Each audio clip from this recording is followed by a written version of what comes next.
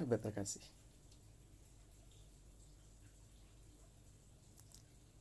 seringkali hubungan yang indah menjadi pecah oleh sebuah pertengkaran. Pertengkaran yang dikarenakan oleh dua pendapat yang berbeda.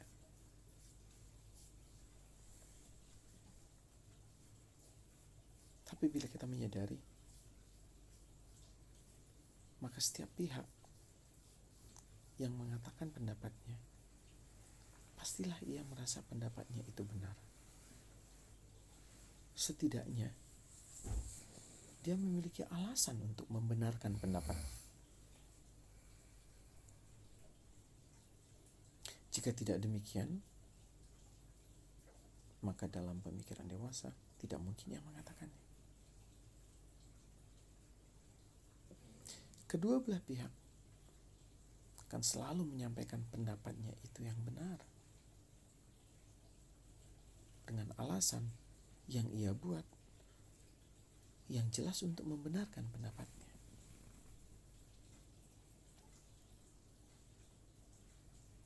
Lalu bagaimana menyatukan dua pendapat yang berbeda ini yang sama-sama memiliki alasan pembenar?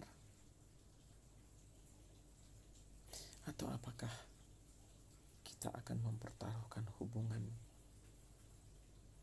menjadi pecah karena tidak ada titik temu antara dua pendapat yang berbeda tetapi benar menurut yang menyampaikannya?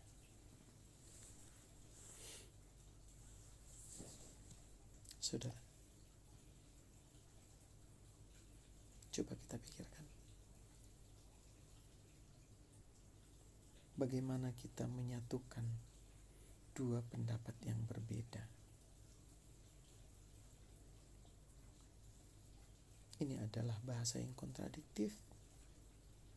Menyatukan yang berbeda. Maka dapat kita simpulkan, yang berbeda memang tidak bisa dapat disatukan. Tetapi apakah ini berarti bahwa hubungan harus pecah, harus pisah, harus diakhiri dengan perseteruan karena pendapat yang berbeda? Sekali-kali tidak.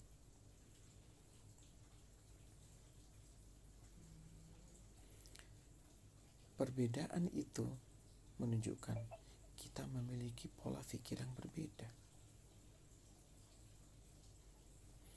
Pola pikir yang berbeda dapat kita akomodir menjadi sebuah pendapat yang lebih baik, yang saling mendukung, saling menopang satu dengan yang lain. Tapi kemudian ada yang berkata, enggak, saya memang tidak terima pendapat itu. Pendapat itu salah. Atau ada yang mengatakan, saya nggak mengerti cara berpikirnya seperti apa. Aku tidak bisa terima. Untuk hal yang demikian, menurut hemat saya, satu yang penting, yaitu berikan pemahaman terbaik Anda mengenai pendapat Anda kepada lawan bicara Anda dengan tulus, dengan hati murni, dengan ikhlas, dengan rasa kasih. Jika Anda memang salah, katakanlah, iya, saya sadar saya salah. Jika Anda merasa ada alasan lain yang menjadi pendorong Anda melakukan yang ternyata salah itu, sampaikan saja. Aku melakukannya ini karena menurut pendapatku ini adalah seperti ini, seperti ini. Tapi kalau kamu tidak dapat menerimanya, aku mohon maaf. Atau aku baru menyadari itu salah. Jika memang menurut Anda itu tidak salah, tetapi ia tidak dapat menerimanya dan menganggap salah, maka sebaiknya kita menyampaikan bahwa, sahabat, aku tidak berniat menyakitimu. Aku tidak berniat membohongimu. Aku membuat ini karena alasan begini, begini, dan begini. Dan kata kunci yang perlu kita sampaikan adalah, aku tidak memaksa engkau untuk menerima pendapatku, untuk menerima alasanku, tapi engkau memahami alasanku, cara berpikirku, itu saja sudah sungguh luar biasa tanda pemberian kasih-Mu padaku.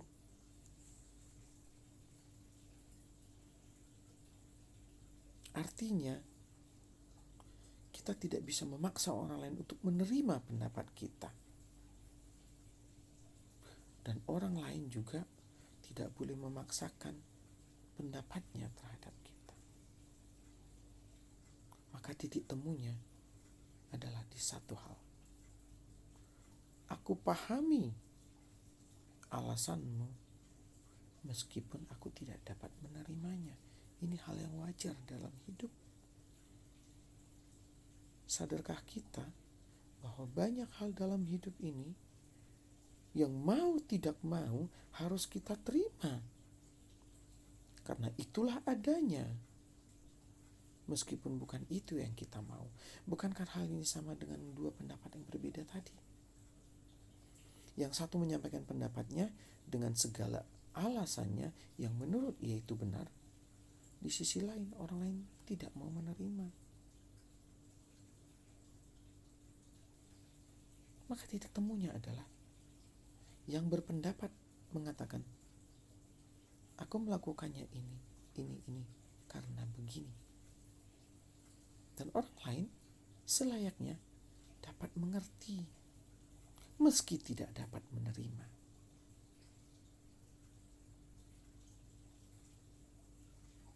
Sebaliknya, yang menyampaikan pendapat tadi juga harus memahami orang lain yang sudah mencoba memahami pendapatnya, tetapi tidak bisa menerima.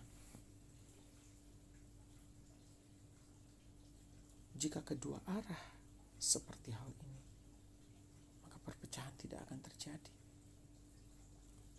Justru upaya untuk mengerti perasaan orang lain itu akan muncul sebagai hasil dari perbedaan pendapat tadi.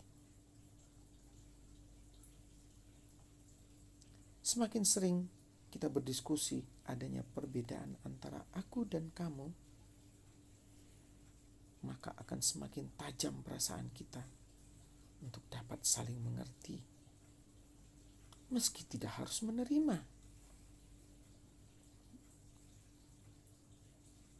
Mengerti tanpa harus menerima, mengerti tanpa harus menerima, lama-kelamaan akan berubah menjadi mengerti dan menerima.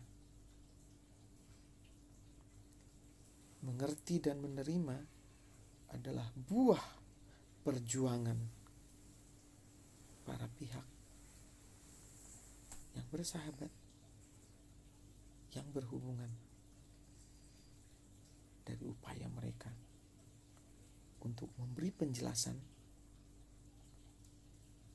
dalam upaya mereka mengerti penjelasan meski tidak menerima. Percayalah, jika kita berupaya menjelaskan dengan jujur, setiap waktu, setiap ada masalah, setiap ada perbedaan, dan lawan berbicara kita mau mengerti meski tidak menerima, lama-kelamaan kata tidak menerima akan berbuah pada aku mengerti dan menerima.